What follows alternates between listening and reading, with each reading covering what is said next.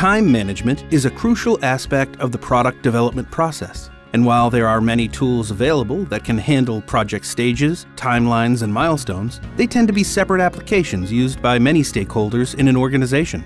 Since these are separate systems, it is very difficult to collaborate across applications and associate active design data and resources with project requirements. With SOLIDWORKS Manage and its tight integration into SOLIDWORKS PDM, organizations can now plan each stage of a project, assign resources and tasks, and attach required engineering documentation within the same ecosystem used in design.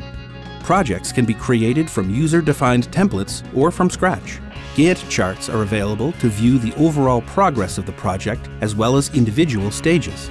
Resources can be allocated to each stage of a project, and tasks can be defined and assigned to project stakeholders.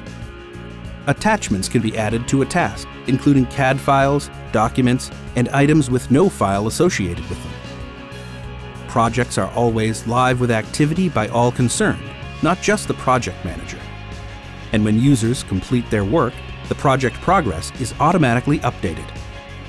With SOLIDWORKS Manage, you have complete visibility into all projects, enabling organizations to plan, manage resources, connect project deliverables, and monitor status right down to the task.